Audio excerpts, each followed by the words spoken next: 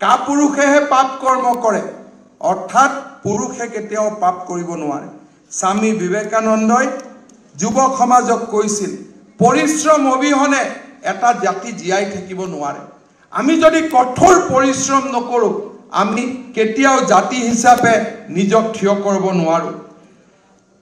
নিজৰ স্থিতি নিৰীক্ষণ কৰা ভগৱানৰ ওপৰত বিশ্বাস ৰাখা তোমাৰ জীৱনৰ লক্ষ্য হ'ব লাগিব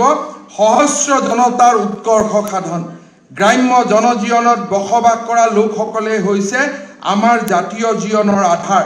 তেওঁলোকে হেৰুৱাই পেলোৱা ব্যক্তিত্ব আৰু জীৱনক অৰ্থপূৰ্ণ কৰি তোলাৰ দায়িত্ব দেশৰ যুৱক সমাজৰ অৱশ্যে সনাতনী হিন্দু ধৰ্মৰ সকলো আদৰ্শৰ আঘাত নোহোৱাকৈ তেওঁলোকৰ উন্নয়ন সাধন কৰিব লাগিব বিবেকানন্দই কৈছিল arise awake sleep no more within each of you there is the power to remove all wants and all miseries believe this and that power will be manifested proclaim the glory of Atma with roar of a lion and impart fearlessness unto all being by saying arise awake and stop not until the goal is reached অর্থাৎ উঠা জাগ্ৰত হোৱা দিবা নিদ্ৰা ত্যাগ কৰা আমাৰ সমাজৰ পৰা দৰিদ্ৰতা আৰু দুখ দুৰ্দশা দূৰ কৰিব পৰা শক্তি তোমালোকৰ মাজত লুকাই আছে আমাৰ এই দুৰ্বাৰ শক্তিক সিংহৰ গৰ্জনেৰে জাগ্ৰত কৰি তোলা আৰু সকলো ভয় তথা তণ্ডা মখিমূৰ কৰি পেলোৱা এয়া ভাৰতৰ যুৱ শক্তিক স্বামী বিবেকানন্দই এই অমুক বাণী দি থৈ গৈছিল স্বামী বিবেকানন্দই কৈছিল my brave boys nothing else is necessary but this love sincerity and passion what is the life but growth expansion love therefore all love is life it is the only law of life all selfishness is death and that this is true here or hereafter it is life to do good and it is death not to do good to others manuhe koy je mitru mur deutar mitru hol mur bondhur mitru hol সনাতন হিন্দুৱে কয় মানুহৰ মৃত্যু হ'ব নোৱাৰে শৰীৰে আত্মাই শৰীৰ পৰিৱৰ্তন কৰে স্বামী বিবেকানন্দই কৈছিল তোমাৰ জীৱনলৈ মৃত্যু সেই দিনাখন আহিব যি দিনাখন তুমি দৰিদ্ৰজনৰ কাৰণে নিজৰ সহানুভূতি সৃষ্টি নকৰা দৰিদ্ৰজনৰ কথা চিন্তা নকৰা আৰু তোমাৰ বিবেকক তুমি প্ৰেৰণা নকৰা দৰিদ্ৰজনৰ কাৰণে চিন্তা কৰিবৰ বাবে আৰু সেই কাম যেতিয়া কৰিব নোৱাৰা তেতিয়া হসাকৈ তোমাৰ মৃত্যু হৈছে অৰ্থাৎ মৃত্যু কোনো ডায়াবেটিস হাৰ্ট এটেকৰ জৰিয়তে নহয় প্ৰমূল্যৰ মৃত্যুৱে মানুহৰ মৃত্যু ঘটায় স্বামী বিবেকানন্দই কৈছিল মোৰ মৰমৰ লৰা ছোৱালীহত তোমালোকৰ বাবে প্ৰয়োজনীয় হৈছে প্ৰেম একাগ্ৰতা আৰু ধৈৰ্য জীৱন মানে বিকাশ প্ৰসাৰণ হেহে সকলো প্ৰেমেই জীৱন এই প্ৰেম আৰু পাৰস্পৰিক ভালপোৱাই হৈছে জীৱনৰ নিয়ম আত্মকেন্দ্ৰিকতা মানে মৃত্যু হে মোৰ দেশৰ যুৱকসকল শিশুসকলৰ কথা চিন্তা কৰা দুখীয়াৰ কথা ভাবা অজ্ঞসকলৰ কথা মনত পেলোৱা নিশ্চজনৰ উন্নয়নৰ কথা ভাবা হৃদয়ৰ শেষ স্পন্দন থকালৈকে দহৰ কথা সমাজৰ কথা চিন্তা কৰা যেতিয়া ক্লান্ত হৈ পৰা যেতিয়া মই ভাগৰি পৰো ভগৱন্তৰ স্নেহময় পদকমলত শৰণ লোৱা তেতিয়াই তুমি ক্ষমতা সহায় আৰু অফুৰন্ত শক্তিৰ ভাণ্ডাৰ বিচাৰি পাবা স্বামী বিবেকানন্দই বাৰে বাৰে কৈছিল যুৱকসকলক কৈছিল wake up stop not until the goal is reached the spirit my boy the spirit the love my children the love the faith the belief and fear not the greatest sin is fear যুৱ শক্তি কৈছিল যেতিয়া অন্তৰত ভয় আহিব তাতকৈ আৰু ডাঙৰ পাপ একো হ'ব নহয় ভয় পৰাজিত কৰাই হৈছে পাপক পৰাজিত কৰা যুৱ শক্তি এক ভয়াৰ্ত যুৱ শক্তি ৰাষ্ট্ৰৰ সম্পদ কেতিয়াও হ'ব নোৱাৰে স্বামী বিবেকানন্দই কৈ থৈ গৈছিল কঠোৰ পৰিশ্ৰম প্ৰেম আত্মবিশ্বাস আৰু ভয়হীন জীৱন তেখেতে তাৰ ওপৰত গুৰুত্ব দিছিল স্বামী বিবেকানন্দই কৰবাত নহয় কৰবাত আমাক কৈ থৈ গৈছিল সেই বিষয়ে মই দুআষাৰ ক'ব খোজো আমাৰ হিন্দু ধৰ্ম চাৰিটা পুৰুষাৰ্থৰ ওপৰত আমাৰ সনাতন হিন্দু ধৰ্ম প্ৰতিষ্ঠা কৰে আমি সকলোৱে জানো ধৰ্ম অৰ্থ কাম মোক্ষ আমি চতুৰ বৰ্ণ চতুৰ আশ্ৰমত আমি বানপ্ৰস্থ আৰু সন্ন্যাসৰ কল্পনা কৰোঁ যৌৱনৰ প্ৰাচুৰ্যতাৰ পিছত প্ৰাপ্তি আৰু আনন্দৰ পিছত ভাৰতীয় দৰ্শনে আমাক কৈ গৈছে যে লাহে লাহে আমি ত্যাগৰ ৰাস্তাৰ ফালে যাত্ৰা আৰোহণ কৰিব লাগিব আমাৰ জীৱনৰ পূৰ্ণতা পাব যেতিয়া আমাৰ বয়স বৃদ্ধিৰ লগে লগে আমি ত্যাগৰ মন্ত্ৰৰে নিজক দীক্ষিত কৰি ল'ব পাৰোঁ স্বামী বিবেকানন্দই আমাক যিমান শিকাই থৈ গৈছে তাৰ ভিতৰত আটাইতকৈ তেওঁৰ অমুক বাণীটো আছিল পৰ্যায়ক্ৰমে তুমি জাগতিক চিন্তা হা সুবিধা ব্যয়বহুল জীৱনৰ পৰা আঁতৰি আহি ৰিনাউন্সিয়েশ্যন অৰ্থাৎ আত্মত্যাগৰ বাবে অগ্ৰসৰ হ'ব লাগিব বিশ্ব ভ্ৰমণ কৰিলোঁ ক্লাব দেখা পালোঁ ডিস্কো দেখা পালোঁ ডক্টৰ হ'লোঁ ইঞ্জিনিয়াৰ হ'লোঁ সন্তানে আটাইতকৈ ওপৰলৈ গৈ আমাৰ সমাজখনৰ নাম বৃদ্ধি কৰিম কৰবাত নহয় কৰবাত শেষ হ'ব লাগিব কৰবাত নহয় কৰবাত ফুল ষ্টপ আহিব লাগিব আৰু সেই ত্যাগ আৰু সেই ৰিনাউন্সিয়েশ্যনৰ কল্পনা স্বামী বিবেকানন্দই আমাক দি থৈ গৈছিল ধীৰে ধীৰে পৰ্যায়ক্ৰমে সঠিক জীৱনৰ দিশে আগবাঢ়িবা এই সকলোবোৰ হঠাৎ সংগঠিত নহয় আজি যদি মই কওঁ তুমি গাড়ীখন এৰি দিয়া ঘৰ এৰি দিয়া nobody will be able to do that স্বামী বিবেকানন্দই কৈছিল পৰ্যায়ক্ৰমে আমাৰ জীৱনত এই কথাবোৰ সংগঠিত হ'ব পবিত্ৰতা পিউৰিটি ধৈৰ্য আৰু নিৰলস প্ৰচেষ্টাই হৈছে কৃতজ্ঞতাৰ মূল মন্ত্ৰ আমি মনত ৰাখিব লাগিব আমি পুৰুষ মহিলা সমানে আগবঢ়াটো বিচাৰো পুৰুষ বা মহিলা বুলি কোনো আত্মাৰ বিভাজন নাই সেইকাৰণে মই কওঁ সদায় লৰাৰ পিঠিতে ছোৱালী নুঠিব ছোৱালীৰ পিঠিটো লৰা স্কুটাৰত স্বামী বিবেকানন্দই নৱভাৰতৰ উত্থানৰ কল্পনা কৰিছিল মই কেইটামান কথাৰে মই মোৰ বক্তব্যৰ সামৰণি মাৰিছো স্বামী বিবেকানন্দই নৱভাৰতৰ উত্থানৰ কথা কৈছিল স্বামী বিবেকানন্দৰ কল্পনাত আছিল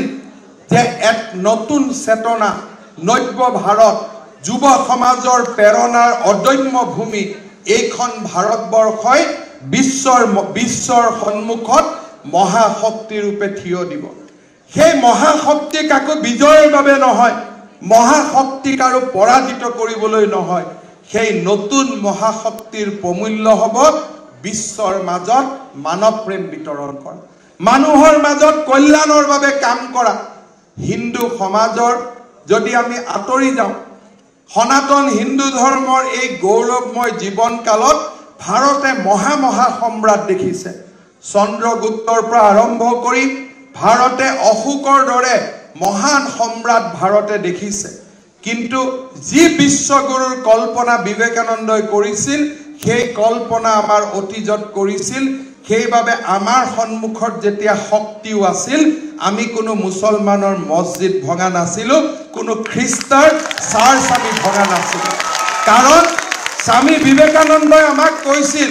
যে আমি বিশ্বগুৰু হম কোনোবা মছজিদ ভাঙিবৰ বাবে নহয় কোনোবা কামাখ্যা মন্দিৰ ভাঙিবৰ বাবে নহয় কোনোবা ৰাম মন্দিৰ ৰাম জন্মভূমি ভাঙিবৰ কাৰণে নহয় আমি বিশ্বৰ মহাশক্তি হম আমি বিশ্বত ভাৰতীয় জাতিক মহাশক্তি ৰূপে প্ৰতিষ্ঠা কৰিম যাতে আমি ভাৰতৰ দৰ্শন আৰু আধ্যাত্মিকতাৰে বিশ্বত এক নতুন প্ৰেম চেনেহ আৰু মৰমৰ এখন নতুন পৃথিৱী নিৰ্মাণ কৰিব পাৰোঁ প্ৰেমেই জীৱন ঘৃণাই মুক্তি প্ৰতিগৰাকী ভাৰতীয় অন্ধবিশ্বাস জকাইচুকীয়া চিন্তাধাৰা গোষ্ঠীবাদ আদিৰ পৰা ওলাই আহি বৌদ্ধিক আৰু আধ্যাত্মিক প্ৰসাৰণৰ বাবে আগবাঢ়ি যাব লাগিব বিশ্বগুৰু ভাৰতৰ অৰিহণা পৃথিৱীলৈ কি হ'ব স্বামী বিবেকানন্দই কৈছিল ভাৰতীয় সভ্যতা ভাৰতীয় দৰ্শন আজি বিশ্বৰ মানৱতাৰ বিকাশৰ বাবে আমি উলিয়াই নিব লাগিব পাশ্চাত্যৰ বিজ্ঞান স্বামী বিবেকানন্দই বিজ্ঞানক কেতিয়াও অৱহেলা কৰা নাছিল স্বামী বিবেকানন্দই বাৰে বাৰে কৈছিল পাশ্চাত্যৰ বিজ্ঞান ভাৰতীয় বেদান্ত ব্ৰহ্মচাৰ্য শ্ৰদ্ধা আৰু বিশ্বাসৰ এক মহা মিলনৰ মন্ত্ৰ লাগিব যুৱকসকলে পাশ্চাত্যৰ সমতা স্বাধীনতা আৰু কৰ্মস্পৃহাদিৰ লগত ভাৰতীয় সভ্যতা কৃষ্টি আৰু সংস্কৃতিৰ মিলনৰ হেতু বন্ধনত জড়িত হ'ব লাগিব অৰ্থাৎ পশ্চিমীয়া সভ্যতাৰ যি পজিটিভ কাম আছিলে লিবাৰেল স্বাধীন কৰবাত অদম্য কৰ্মস্পৃহা আৰু পশ্চিমীয়া সভ্যতাৰ সমতা ইকুৱেলিটি সেই গুণবিলাকক স্বামী বিবেকানন্দই স্বীকৃতি দিছিল স্বামী বিবেকানন্দই কৈছিল পাশ্চাত্যৰ সমতা স্বাধীনতা আৰু কৰ্মস্পৃহা আদিৰ লগতে ভাৰতীয় সভ্যতাৰ কৃষ্টি সংস্কৃতিৰ মিলনৰ হেতু বন্ধনত জড়িত হ'ব লাগিব পশ্চিমীয়া চিন্তা ধাৰাক ভাৰতীয় আধ্যাত্মিকতাই নতুন পথ দেখুৱাব পাৰে তাৰ নেতৃত্ব যে ভাৰতীয় যুৱ ভাৰতে ল'ব লাগিব তাক স্বামী বিবেকানন্দই কৈ থৈ গৈছিল বিবেকানন্দৰ সেই চিন্তাৰ প্ৰতিফলন ঘটাই বিশ্বৰ বিভিন্ন প্ৰান্তত আজি ভাৰতীয় চিন্তাধাৰা আৰু ভাৰতীয় আধ্যাত্মিকতাৰ মূলভূত বিয়পি পৰিছে প্ৰধানমন্ত্ৰী নৰেন্দ্ৰ মোদীৰ নেতৃত্বত আমি এখন সেই নতুন শক্তিশালী ভাৰতৰ কল্পনা আমি পুনৰ এবাৰ কৰিব আৰম্ভ কৰিছো ৰাষ্ট্ৰসংঘই ভাৰতীয় যোগক স্বীকৃতি দি বিশ্বৰ চুকে কোণে যোগৰ জনপ্ৰিয়তা বুৱাই দিছে বেদান্ত দৰ্শন আৰু সংস্কৃত ভাষা আজি জাৰ্মানী ইংলেণ্ড আমেৰিকা বিশ্ববিদ্যালয়ৰ অধ্যয়নৰ কেন্দ্ৰ হৈ পৰিছে যি সময়ত সমগ্ৰ বিশ্বই জাগতিক সুখ বিচাৰি বিমুখ হৈছে সেই সময়ত ভাৰতীয় আধ্যাত্মিকতাবাদ সঁচা সুখৰ এক বিকল্প পথ হিচাপে চিহ্নিত হৈছে ভাৰতৰ যুৱ প্ৰজন্মৰ বাবে স্বামী বিবেকানন্দই কৈছিল India has to learn from Europe the conquest of external nature অৰ্থাৎ কেনেকৈ বানপানীক ৰক্ষা কৰিম কেনেকৈ ৰাস্তা বনাম কেনেকৈ আমি নতুন টেকনলজি আনিম বিবেকানন্দই কৈছিল তোমালোকে পশ্চিম আৰু ইউৰোপৰ পৰা বহিৰ শক্তিক কেনেকৈ দমন কৰিব লাগে তাক শিকা কিন্তু তেখেতে কৈছিল ইউৰোপ হেজ টু লাৰ্ণ আমি যদি তোমালোকৰ পৰা বিজ্ঞান আৰু প্ৰযুক্তি শিকো তোমালোকে আমাৰ পৰা শিকিব লাগিব টু কনকুৱেষ্ট দ্য ইণ্টাৰনেল নেচাৰ আভ্যন্তৰৰ চৰিত্ৰ সৃষ্টিৰ যি মূল কৰ্তা মানুহৰ জীৱনৰ ভিতৰত থকা চৰিত্ৰ then there will be neither Hindus nor Europeans there will be ideal humanity which has conquered both the nature the external and internal it is the union of the two that is wanted অৰ্থাৎ আমি ভাৰতীয়ই বহিৰ্জগত জয় কৰাৰ কীৰ্তি পশ্চিমৰ পৰা শিকিব লাগিব আৰু ইউৰোপে ভাৰতৰ পৰা শিকিব লাগিব আভ্যন্তৰীণ দ্বন্দ্ব মোকাবিলা কৰাৰ কৌশল আৰু তেনে এক মহামিলন হলে পৃথিৱীত হিন্দু নাথাকিব ইউৰোপিয়ানো নাথাকিব পৃথিৱীত মানৱ জাতিৰ সৃষ্টি হ'ব বিবেকানন্দই যিখন নতুন ভাৰতৰ কল্পনা কৰিছিল তেখেতে কোনো টাটা বিৰলাৰ পৰিয়ালৰ মাজত তেখেতে নতুন ভাৰতৰ কল্পনা কৰা নাছিল স্বামী বিবেকানন্দই ক'ত নতুন ভাৰতৰ কল্পনা কৰিছিল স্বামী বিবেকানন্দই কৈছিল যে ভাৰতবৰ্ষ নৱজাগ্ৰত হ'ব কিন্তু ভাৰতবৰ্ষ ক'ৰ পৰা নৱজাগ্ৰত হ'ব কোনো টাটা বিৰলাৰ ঘৰৰ পৰা নহয় ভাৰতবৰ্ষ নৱজাগ্ৰত হ'ব let her arise out of the pigeon cottage grasping the plough out of the hearts of the fishermen the cobbler and the sweeper let her spring from grocery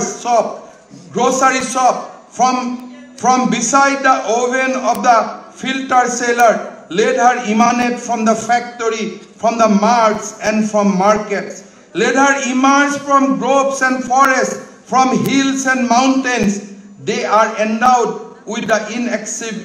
inexhaustibility vitality of Raktabeej অৰ্থাৎ যিমান আমাৰ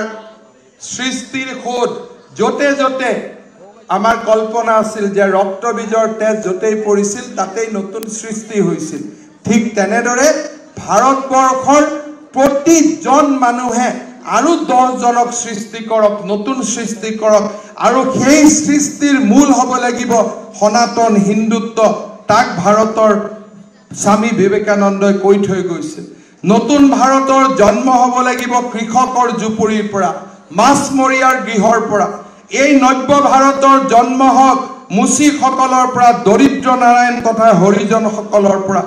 নব্য ভাৰতৰ নতুন দিগন্ত হওক উদ্যোগ বজাৰ হাট আদি আমাৰ পাহাৰ ভৈয়াম নদ নদী অৰণ্যৰ পৰা হওক নতুন ধ্যান ধাৰণা। এই সকলোবিলাকৰ মাজতে লুকাই আছে কাহানিও অন্ত নপৰা ৰক্তবীজ। এনে এক সুন্দৰ ধাৰণা স্বামী বিবেকানন্দই আমাক দি থৈ গৈছে। আৰু স্বামী বিবেকানন্দই তেওঁৰ মৃত্যুৰ আগত মাত্ৰ কেইটামান বছৰ তেখেতে আমাৰ পৃথিৱীলৈ আহিছিল। মই বাৰে বাৰে ভাগৱত গীতাৰ সেই অমুক বাণীলৈ লৈ যাম, যদা যদা হি ধৰ্মস্য গ্লানি ভৱতি ভাৰত অভ্যুত্থানম অধৰ্মস্য তদাত্মানম সৃজমহম। ভাৰতক এটা মহাজাতিলৈ পৰিণত কৰাৰ প্ৰয়োজন আছে। যুৱ শক্তিক স্বাধীনতা আন্দোলনৰ বাবে প্ৰেৰণা কৰিবলৈ এজন মহাপুৰুষৰ প্ৰয়োজন আছে। ভাৰতক ৰাষ্ট্ৰীয়তাবাদৰ চেতনাৰে উদ্বুদ্ধ কৰিবলৈ এজন মহামানৱৰ প্ৰয়োজন আছিল। ভাৰতবৰ্ষৰ ৰাজনীতিৰ মূল বিন্দু হিচাপে সনাতন সভ্যতা সংস্কৃতিক নিৰ্মাণ কৰিবলৈ এক নতুন জাগতিক আদৰ্শৰ প্ৰয়োজন আছিল। বিশ্বৰ বুকুলৈ গৈ হিন্দুক আকৌ এবাৰ নতুন শক্তিৰূপে প্ৰতিষ্ঠা কৰাৰ প্ৰয়োজন আছিল। সেই কাম 39 বছৰ বয়সত স্বামী বিবেকানন্দই সম্পন্ন কৰিছে।